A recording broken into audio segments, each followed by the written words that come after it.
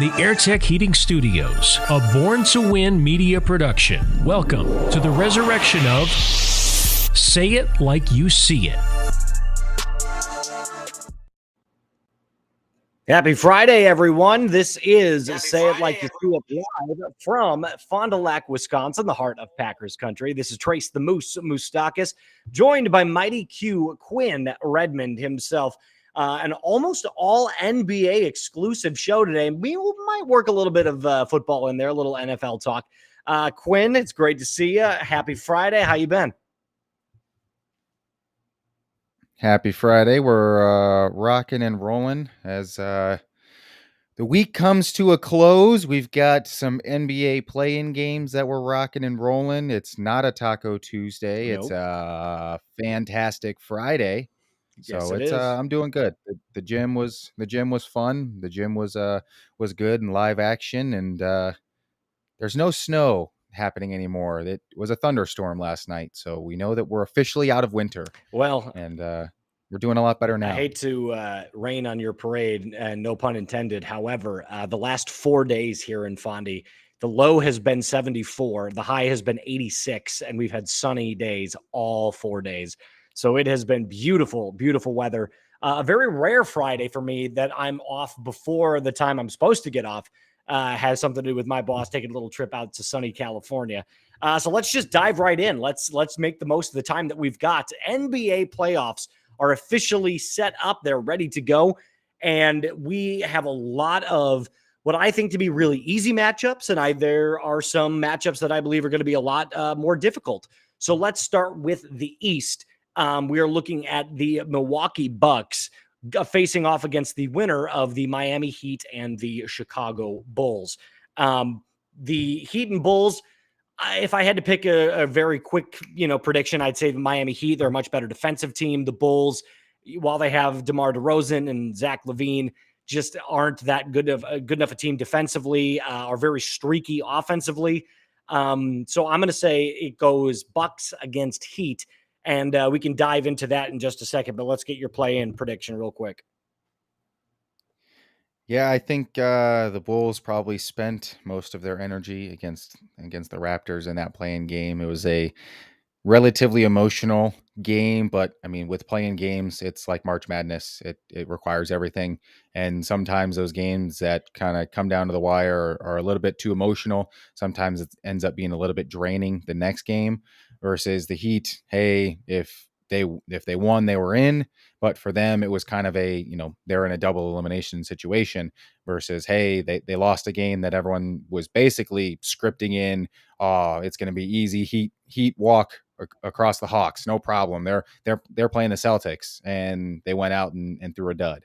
So I think playoff Jimmy is going to show up. I think he's definitely going to be ready to go. I mean, it's playing against the Bulls, whole team. It's nothing can get you amped up than playing against a team that you are no longer playing for. And I think this is a good situation for him to show that, hey, I'm still the man.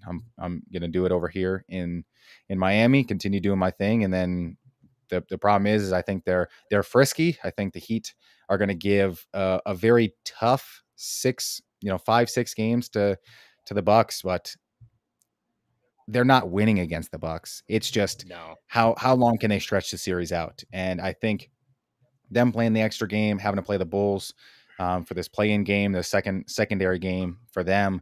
I think, I guess they were probably more ready for the Celtics than they were the Hawks. And I think that was the initial reasoning. And so this is going to be another situation. The Bucks are super rested. They're coming in, they're fresh. And no one really has an answer for a fresh, rested Giannis. Yeah. So one of the things that I look at I think the Heat, like I said, are going to win that game against the Bulls. So I'm not really going to dive into that too much. But I will say this: the Heat have their largest player on their entire team is Bam Adebayo. And he basically is like a poor man's Giannis, and a very, very poor man's Giannis at that. They play almost the exact same type of way. They don't really have a lot of touch outside of 20, I'm going to say a little bit further in, about 16 to 18 feet. They don't have a ton of touch. They play bully ball. They use their size to their advantage. But outside of Bam Adebayo, the Heat don't really have a lot of length. And if you look over on the Bucks side of things, You got Brooks Lopez, who's sitting at a very comfortable 7'1". Bobby Portis, who's 6'8.5", actually plays more like he's 6'11" with his, his wingspan and his length. And the ability to shoot the ball from the outside, the Bucks have constructed this team perfectly around Giannis. So even though Chris Middleton has battled this entire year with injuries, maybe is probably going to be moved at the end of the year, Drew Holiday has stepped up as a very solid number 2 for this team. Giannis obviously does Giannis things. Brooks Lopez can shoot the 3. Bobby Portis can shoot the 3. Grayson Allen can shoot the 3. So this team is constructed with shooters around a very ball-dominant Giannis who, let's be honest, if he takes 20 shots, he's going to end up making 12 or 13 of them just based on the fact that 8 of them are going to be layups. So you're looking at Giannis, who's probably going to put up somewhere around 26, 12, and 5 in that area on 56% shooting. And Miami just doesn't have the offensive power to deal with that. Shout out to our guy, Max Strus, him, Duncan Robinson, and Tyler Hero, all good players, just all streaky at their own rate. Duncan Robinson, I remember when he came into the league, everyone was calling him the next Klay Thompson, and that has sincerely fallen off in the last 2 years. In fact, he really doesn't play that much anymore, has much more of a limited rotational player role. So I think this is an easy, maybe Miami sweeps one little win in there. Like they take one and it'll be close. It'll be like a 99-95 game. The Bucks will lead for the majority of the game, and then the Heat will get hot one time. But I think it's a no-brainer. It's going to be a 4-1, pretty much almost a clean sweep there for the Bucks. So I'm going to say the Bucks take that easily. Let's move over to these 2 and the 7th seed. Let's go. It's the Boston Celtics against the Atlanta Hawks. What say you? I gotta go. Celtics are gonna basically walk a lot easier. I think the way that the teams had kind of scripted in the East, it's like the top 4 we kind of know are going to advance. It's just how are they going to look coming out of the first series? Is it going to be a series that is going to require a lot of games? They're just overall talent is better, overall playoff dexterity is better, overall experience and just kind of cohesiveness is better. And for this, I think the Celtics team, coming off a finals loss, that was kind of the first attempt for Tatum, but it was after a crazy series against the Bucks where, they were down, they went into their house and they came back, they won the final 2 games, winning in that Game 7 fashion, but going into Milwaukee, winning in a must-win situation, back against the wall. I think the Celtics now have a little bit more of a tested playoff experience that gives them a little bit more relaxed of a feel. They're kind of coming into this as like, hey, we know what it's going to take. We know we got to show up. We know we got to play these games initially, but at the end of the day, it's going to be the second round series against the 76ers that I believe is going to happen. That is going to end up being a lot more important. And then ultimately, hey, if they make it through the Sixers, then they know that they're moving on and they're playing the Bucks again. They're going to have to win a couple games in Milwaukee. And it's just something that I think they're ready for. They're prepped for it. We've seen them go into Milwaukee and put on an absolute just show. And Milwaukee doesn't have the athleticism to match with the Tatum and how easily he gets to the hoop.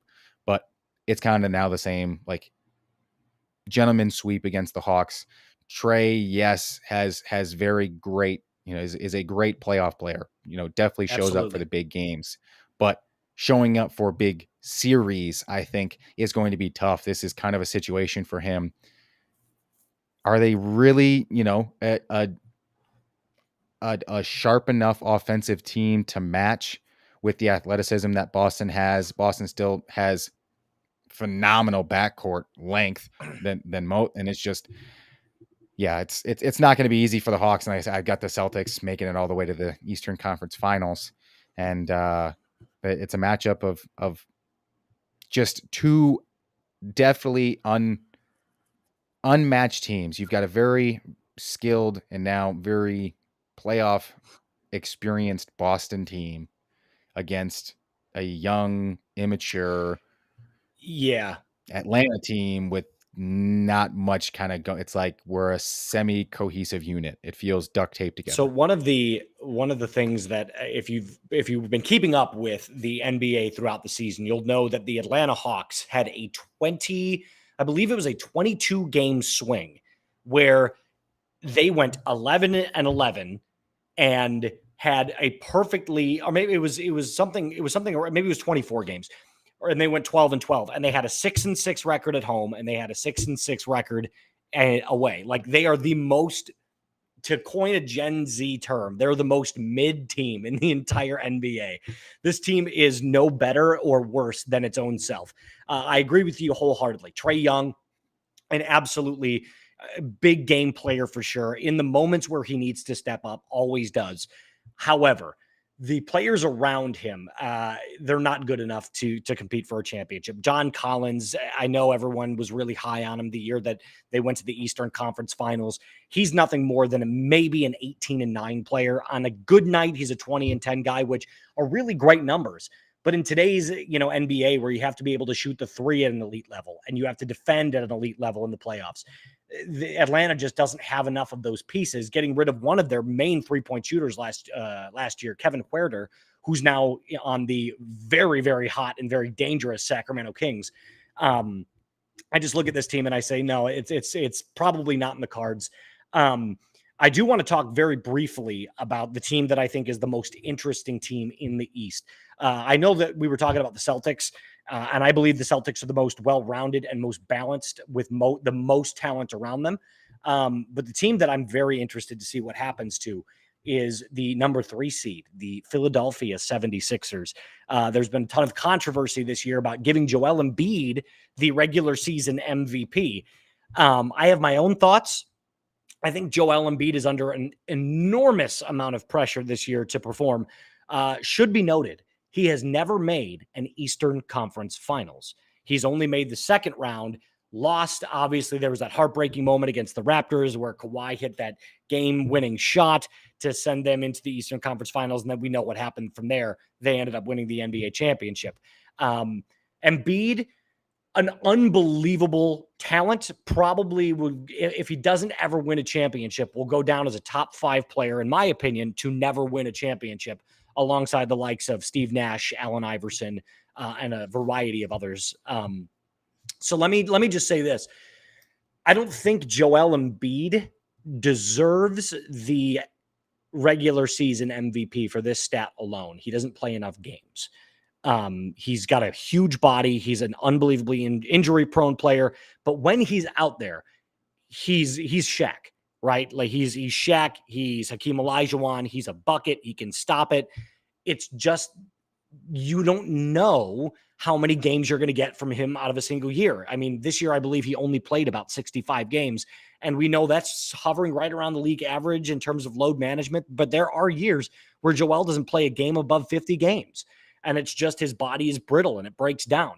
So I'm going to say I don't give it to him this year. However, if Joel Embiid can make it to the conference finals this year, and perhaps even the NBA finals this year, I think next year, if he has even a slightly similar year, you have to give him at least one by default. And I have huge problems with the NBA MVP award already. But in terms of actually handing out the award this year, my award would actually go to Giannis.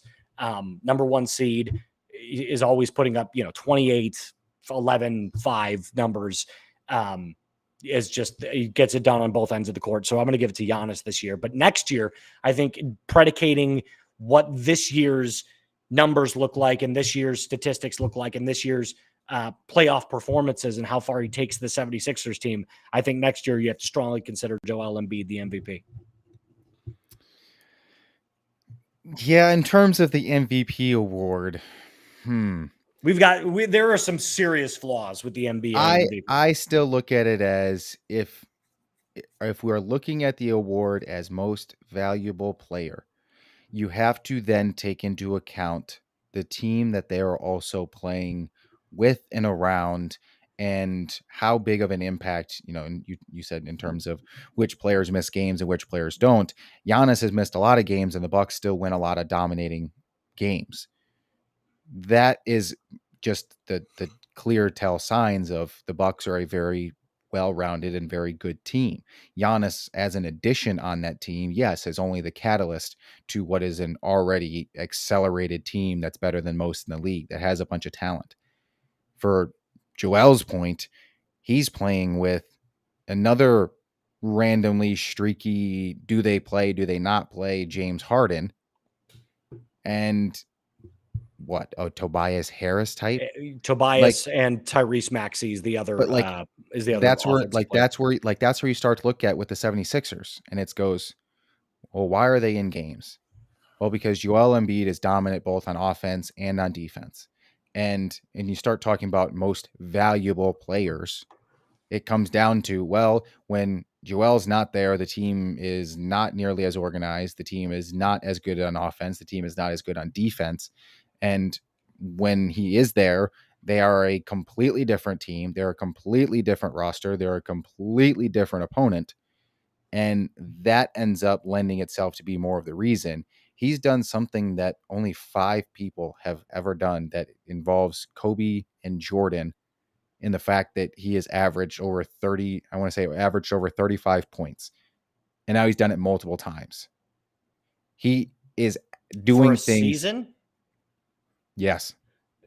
He's not done that multiple times. He's not averaged over 35 points a game. Then he averaged over 30 last year. I know he averaged over 30 last year. You might be thinking back to back 30 point. And he's averaging 35 this year. I think what you're thinking of, it's a back-to-back season of 30 points per game. I think he's the first one to do that since, it's like a top 5 thing. I don't think he's either way. It's putting him in the likes and the realms, and it's like, okay, well, how does this guy not have any of these? And look at all the other times that he's finished second. He has finished second a lot of times now. Yes. And it's 2 or 3 times he's finished second. Okay, what is now making many and so I get the argument of, oh, well, but in terms of like the games issue, the NBA got that written into their CBA now for this year, is that 65 game window. And what you're going to see is a lot of guys play 65 games and that's it. Yep. To that credit, if we look at the award as the most valuable player, yes, then it needs to be noted that when a team is, hey, arguably the best in the league when you're on the court, and because you're on the court, that is where I think it needs to start to be worked in, because if the minute you take that player off the court, if they're a completely different roster, correct. Like we know the Bucks are good. Like, even to this credit, Jason Tatum was in the conversation at the beginning of the year. He's now not. And it's just like, it's nothing against Jason Tatum. I mean, I think he's going to be the unanimous number 4. Yes. Like, he might purely get the first ever unanimous, every single number 4 MVP vote ever. Like, I think every voter is going to give him the 4th. Yes. That's just how it is. Yep. And it's going to shake up between, okay, do you want the Joker to get it? Do you want Giannis to get it? For the 3rd year in the row, by the way, Joker, if he wins it. Which I don't think he should. It's not like because you go, okay, well, are we giving it to the best player? Are we giving it to the most valuable player? Are we giving it to the most valuable player on the team? Or are we giving it to the most valuable player in the league? And I feel like the Joker doesn't meet any of those boxes. And I feel like the last 2 years kind of definitely could have and should have gone to Giannis and or Joel, but it's like, do you know what the NBA falls in love with a few statistics? First of all, they fall in love with the number 1 seed. They love the number 1 seed. So if you're a player, the star player, for example, Jokic, they're the number 1 seed again. I believe they were the number 1 seed 2 years ago. Last year, they were a 2 or 3 seed. And I thought this year they were a 6. I thought they were a 6 2 years ago. They were a 1 last year. Now they're a 1. I could be screwing up my years. However, I know that this is it's the 2nd year in the last 3 that they're a number 1 seed. So they love the number 1 seed. And that's another reason why Giannis is back in the conversation, the Bucks number 1 seed. I look at it like this. I completely agree with you. If you take Joel Embiid, if you take the Joker, if you take Giannis off the team and you look at the records that they have without the other guys playing, how does the team perform? If the team has a win percentage of over 700, you're not the most valuable player in the league. We have to talk about it as the most valuable, not who's having the best season. Because if it were just about who's having the best season, LeBron would have 9 MVPs. Jordan would have had 9 MVPs. Karl Malone would have never won one. Charles Barkley would have never won one. So there's a lot of guys that put up unreal seasons. I mean, even Bradley Beal for a couple of years ago, I think it was 2 or 3 years ago, was putting up 29 points a game. And he wasn't even anywhere in the vicinity of the most valuable player. But he was in the conversation because he was averaging 29 points a game. So you have to look at it almost like, if I'm taking you off the court and I have a 20 game, I have 20 games, an average where I can look, okay, out of these 20 games, how did my team perform without you on the court? And my team is hovering around 500. If my team is below 500, if I am winning, 1 out of every 3 games, then you can say, okay, this is clearly the most valuable player in the NBA. The NBA loves that number 1 seed, and they love the triple-double. And that's why I think the Joker's always in that conversation, because he does everything offensively really well. He's not the best at one thing. He's just great at everything. Kind of like it's what I call the Russell Westbrook syndrome. Russ was never the best scorer, but he could do it. He was never the best rebounder, but he was a good rebounder. He was never the best passer, but he could pass. There's a lot, like, if you can do everything really well, the NBA is like, oh, it's the most well-rounded player we've ever seen. Well, no, I would much rather give it to a guy like Giannis, who is averaging 30, has 13 rebounds and 5 assists, than Jokic, who's averaging 26 points a game, 11 rebounds and 10 assists. I mean, you just kind of have to pick and choose what's valuable to you. And to Colin Cowherd's point, he says this all the time, I don't really care that much that my center is averaging 11 assists a game. It's nice to have, but I don't need you to always be my distributor and my facilitator. That's why I bring an elite point guard in. That's why I have Chris Paul. That's why I have Marcus Smart. That's why I have, Steph Curry or Damian Lillard. Guys that have James Harden is the perfect example. His entire role has changed on the 76ers. He's no longer Mr. 36 points a game, James Harden. He's 18 points a game, James Harden, but we need you to be 11 assists, James Harden, rather than 36 points, 6 assists, 6 rebounds. Like, we want you to be 18, 11, and 5. And if you can do that with a limited amount of turnovers, you've done your job. And you're going to leave the scoring up to Joel Embiid.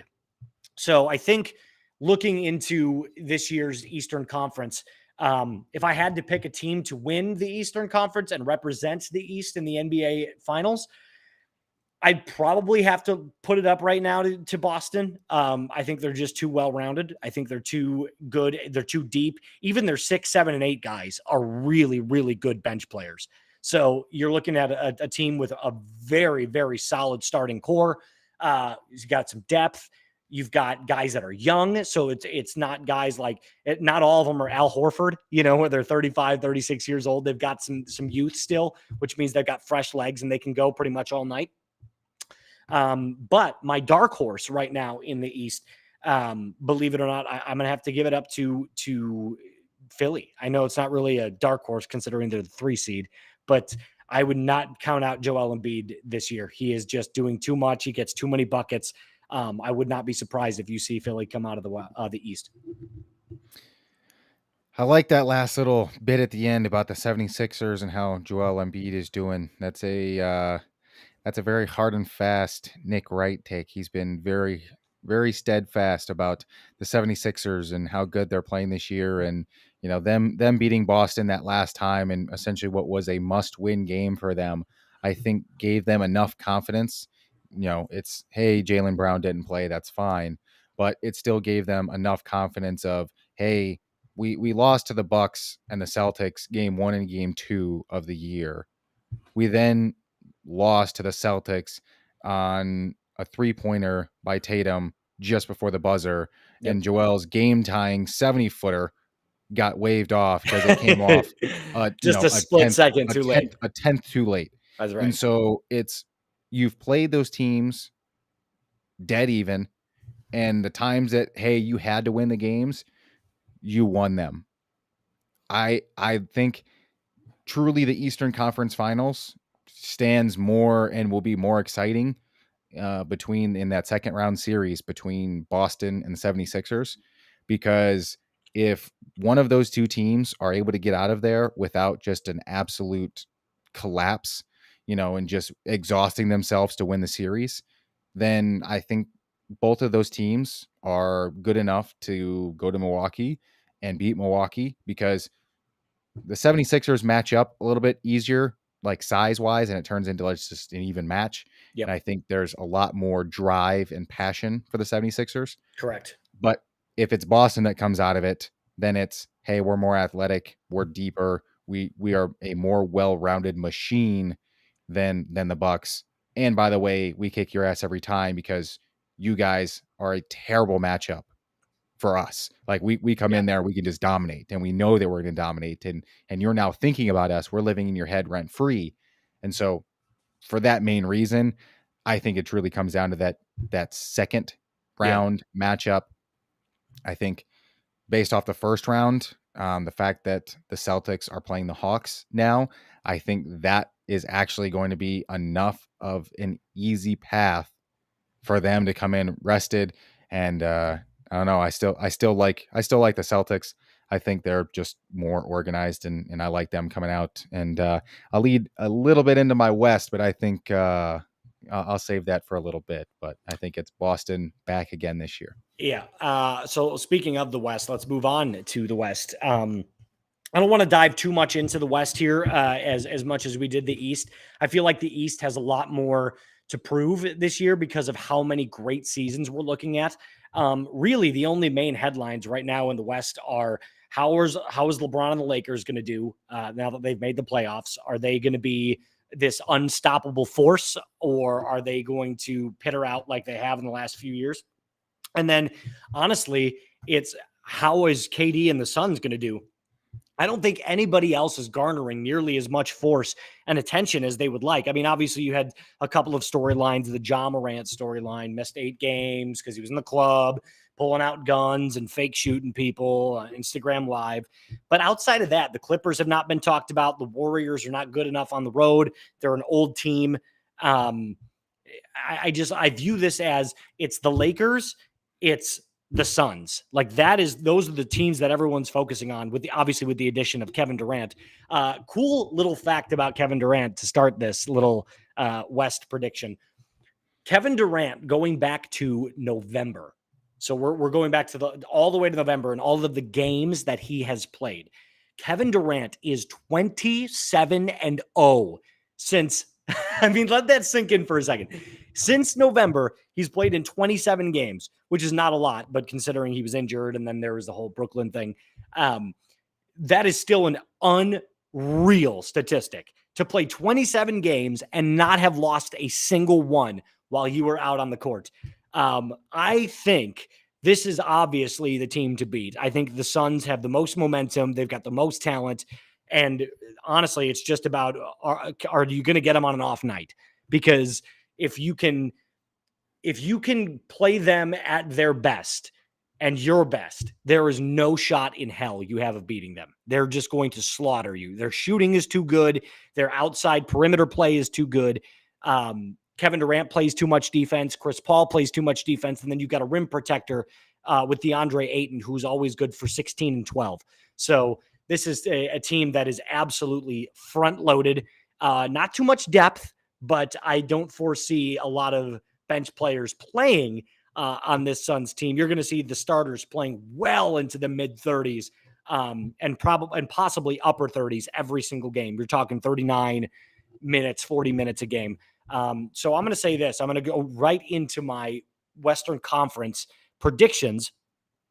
I'm going to say that you are looking at a Suns versus who would they play? They'd end up playing probably what would be the Grizzlies then if the Grizzlies were to make it all the way there. I like Suns Grizzlies, and I think Suns represent the West. So I'm going to say it is a finals matchup between the Boston Celtics and the Phoenix Suns. Huh. Shock. Interesting. Interesting for your West prediction. It's a shock take. I'm going the exact opposite route of you to some degree. I do think that Phoenix is definitely the team to watch out for, but I think that Phoenix gets met in the Western Conference Championship against the Don't you Golden say it. State Warriors. Okay, I'll take that. That's fine. That's fair. The I Golden thought you State were going to say the War Lakers. the Golden State Warriors are the team to watch out for. They are still the team that their main three guys have 4 rings together. No one wants to talk about it. They have 3 starters on the court that have won 4 rings together. We look at what Jordan did. Jordan had his main guy in Pippen, and those two won 6. He had another set of guys that won 3, and he had another set of guys that won 3. What the Warriors are doing, they have 4 rings.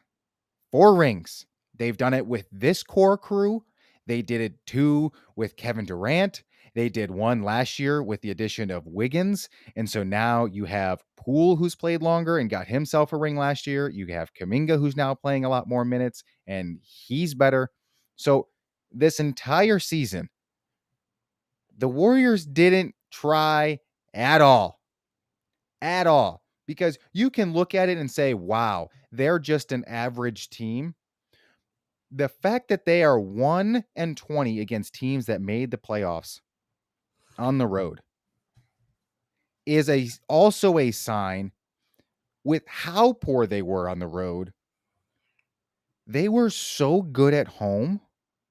That is just a sign of, you can't be that bad on the road and that good at home and balance out to be an average team. It doesn't work It's out never that been way. done. Yeah. At the end of the day, it's basketball. Like, I could understand if it was college. Like, I could understand if you were just in just the most absurd environments and you're not mature and you can't play. We're talking about one of the most mature teams, the most experienced teams, the team Correct. that has the most playoff grit and test. They are the champs. Who gets up to play the champs every single game? Not the champs. They've got the target on their back. They know that they're going to get their absolute best from every team that they play every single night. So you know what? Them not trying and them not giving their best effort for the entire season to reserve and say, hey, we know that we're going to be playing 4, 6, and or 7 game series. Let's rest and make sure that we can go 28 games if we have to. Like, that is the piece that is the element that's missed. And I feel like the Warriors, they know how to do that now. And to this credit, I mean, I think now how things transpired with the whole Poole punch, like, I think it's now like they've moved on. And the fact of Wiggins coming back, people talk about, oh, he's not in basketball shape. He's young. And it's Yeah. also like, it's not like he hadn't been working, because they said that he has been continuously working out. If you're continuously working out, it's relatively easy to stay in basketball shape. I get it. He's not in game shape and or playoff shape, but he's good enough on the defensive end that he will be enough of a force for them to have a good enough solid defense that it still goes right back to, well, okay, you get to have Steph and Clay go and have an absolute shot Paris. And if one of those guys are, having a little bit of a tough test, they've got so much guard depth. Any person that they're going to have to face that can relatively outshoot them, like in this first series with the Kings, like with De'Aaron Fox, they've got 7 guards that they can throw at De'Aaron Fox that by the time it gets to game 5, 6, 7, there's no way he's as efficient. And I think that's the entire thing that the Warriors are going to do. They're going to small ball everybody. I mean, the Celtics did it to the Bucks. Yeah. And I think No. that's exactly what's about to happen, is the Warriors have it perfected. I mean, are we really going to deny that Steph is now some bad player? No, because he's still playing at a phenomenal level. Yep. Clay has been outstanding since the beginning of the year. Draymond is filling his role the exact way that he needs to be. And Poole is still making a lot of mistakes and is still not as organized, but his minutes are going to go down. Kuminga, who is essentially another guy who was trying to be, hey, Andrew Wiggins has been out. He's been playing a lot of minutes. Well, Andrew Wiggins is back. His minutes are going to go back down. And so I think there's going to be this kind of natural balancing, and, the addition of Gary Payton the second. And it's just like, there's enough stuff that's happening with that team that, like, we haven't gotten the full force of the team yet. Like, this is a championship ridden roster, and everyone's expecting, like, oh, like they haven't done. It's like, yeah, if I'm a team that's really, really good and I don't try and I don't really play, like if someone gets up and they're just kind of like, I guess, we kind of, I guess we missed a couple shots out there. We're down in this game. You guys good? Yeah, I'm good. Cool. You guys ready for Thursday night? Like that's kind of what this is versus, hey, we're playing at home. All right. Yeah. Let's track race some people. Like, the Warriors are the best. They're still the best shooting team. They've done it. They're tested. 4 rings. Like, at the end of the day, 4 rings with 3 core guys that are on the court every night. That is the main thing. I will say this.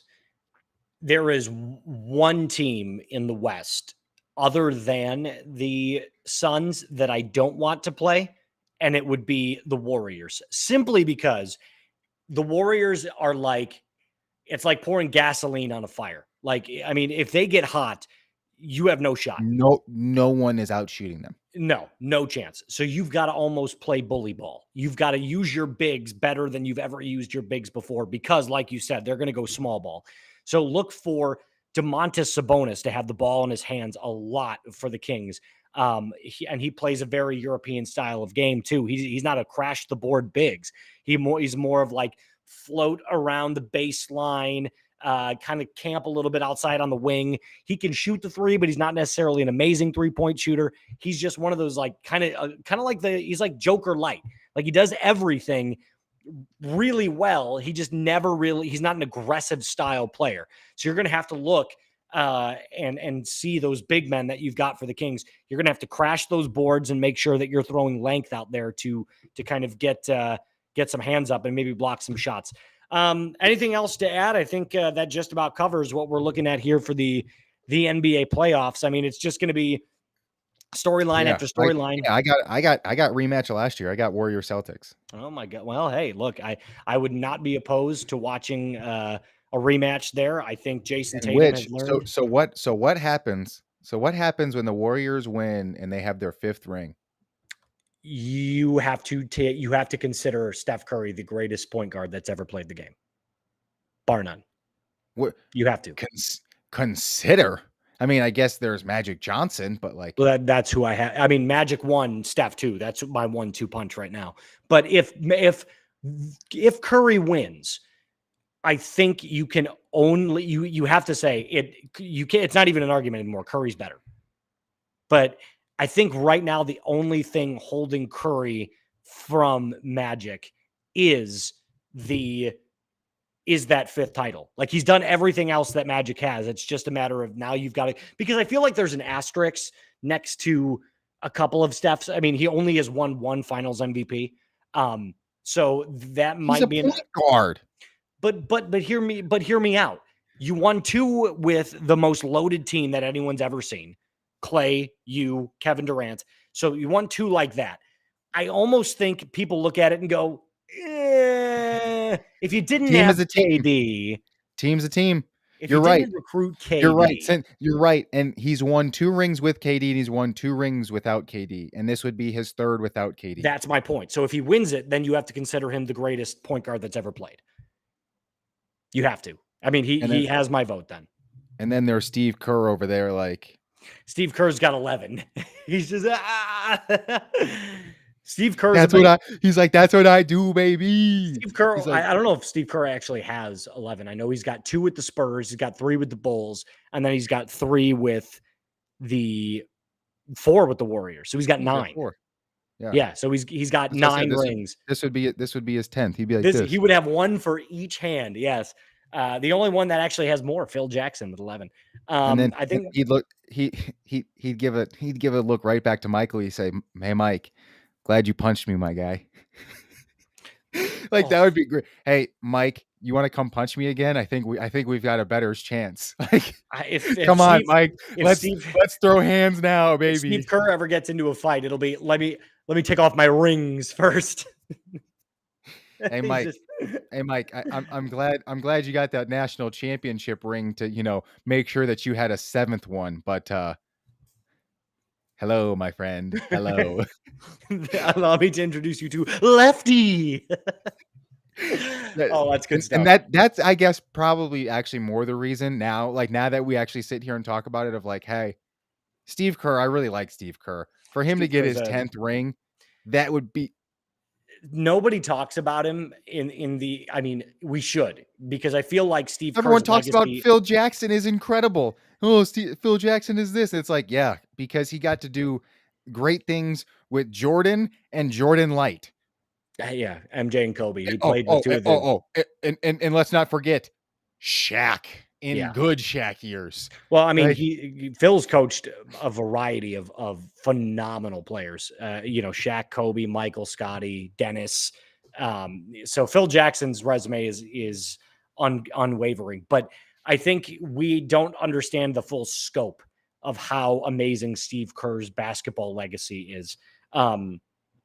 Honestly, even as a player, understanding his role as one of those guys that just he knew exactly who he was and never challenged anything, understood that he was more of a, I'm only going to get 5 or 6 shots up a game.